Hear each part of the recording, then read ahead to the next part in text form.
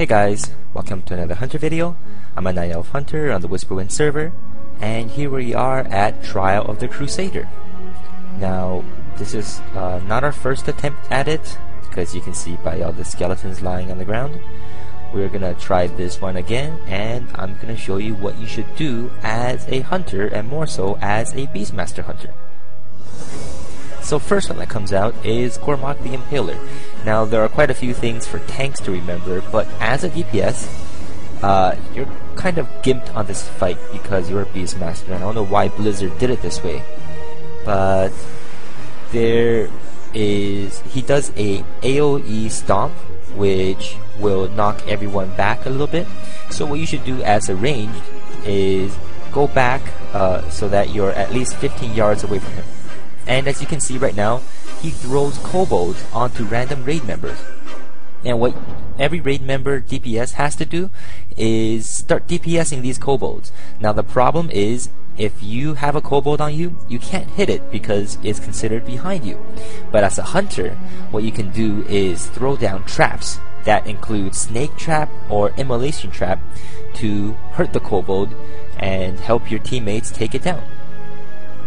Now, why I said this fight is kind of gimped for Beastmaster hunters is because your pet isn't allowed to attack these kobolds, which is kind of stupid in my opinion, since any pet-centric classes are going to lose out on so much of the DPS.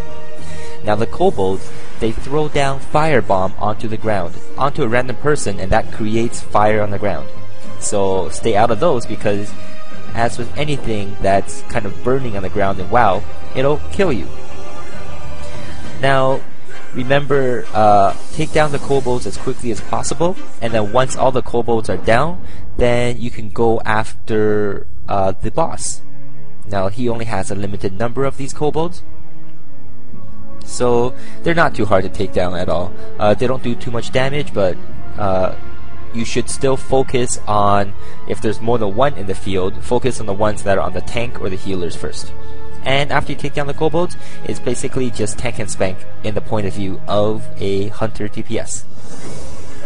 So for the next bosses, make sure you misdirect onto the boss, and there's going to be two giant worms that come out. Acid Maw and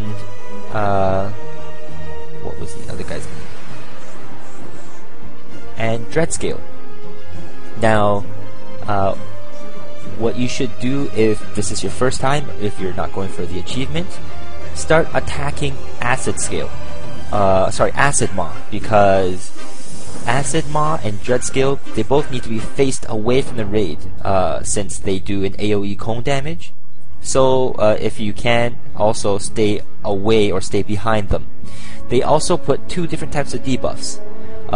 One is a fire debuff, which will hurt everyone around you. The other is a poison debuff, which will also hurt everyone around you.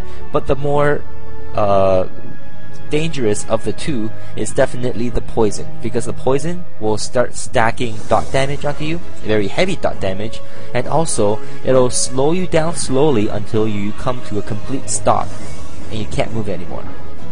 Now there are some things you can do, such as if you're a mage, then you could blink over to someone who has the fire debuff, which will cleanse it, and if you're a hunter, turn around and disengage into someone who has the fire debuff, and then it'll cleanse it. Now you don't have too much time to run towards someone with a fire debuff if you have the poison, so just make sure you run there quickly. Now, as you can see, there is kind of like the globulus type poison thingy on the ground. Now, what the tanks need to do is kite it away so that the poison isn't hurting all melee and the tank itself. And it'll help you as a hunter to tell the tank whenever there's poison if they don't notice, because your pet does take heavy damage from that as well. Now, once you kill Acid Maw and there's only Dreadscale left, Dreadscale will get a 50% increase in damage, and basically it's pretty much a tank and spank from here on out, as long as you avoid the AoE poisons as well as any of the other debuffs that he puts on you.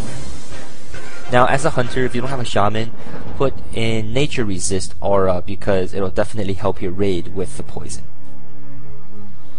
Now for this final boss here, Ice Howl, this guy is pretty much easy tank and spank. Just a few things to remember. Now this is for any paladins in the group. Frost resistance is great for this fight because he does that, an AoE breath which will freeze everybody. And if you're a Beastmaster hunter, you could actually beast your wrath out of it and then just move away so that you don't take any of the heavy damage. Now every once in a while he will spin and knock everyone from melee range away, and also he will do a giant stomp which will knock everyone to a wall, and then he will start glaring and charging someone. Right now he's charging the tank, and the tank got charged, and if you hear me invent right now, I'm just going ballistic. Like, how can you get charged? But you know, it happens. And if he does get charged, he gets a little buff which gives him insane amounts of attack power, and we're really lucky that we didn't wipe him there. So he just iced me, and then I beast your wrath out of it.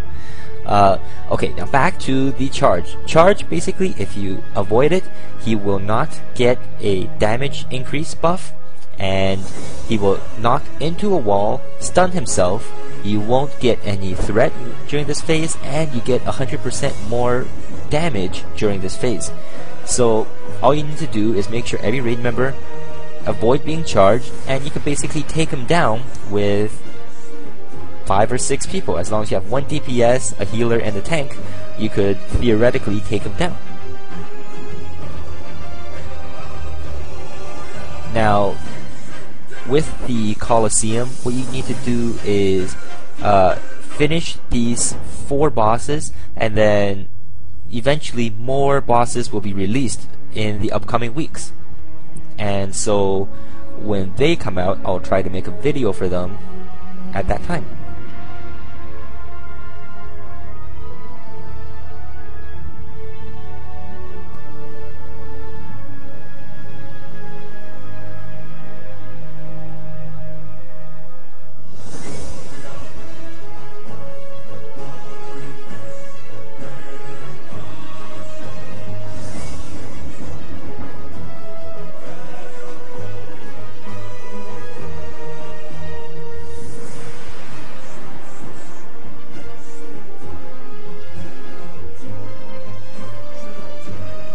Oh, and while he is stunned, it goes without saying, you should try to save your debuffs until that time, because during that time you're going to get 100% more damage increase, and popping all your cooldowns during this time will obviously double your damage. So that is the best time to pop all your cooldowns.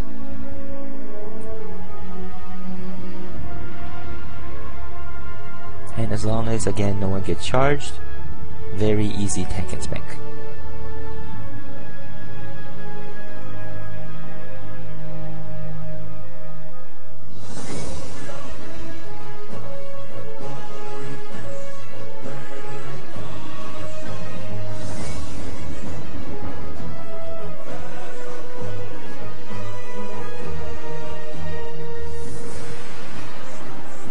Now when he does charge you, he doesn't actually follow you. He'll only charge the position you're at once you're stunned. And then once you're out of it, just run away and you're perfectly in the safe. So remember, there is really no reason why you should be ever caught in the charge. If you do, then you fail as a raider. And we take him down. Yay! We have a nice cloth belt,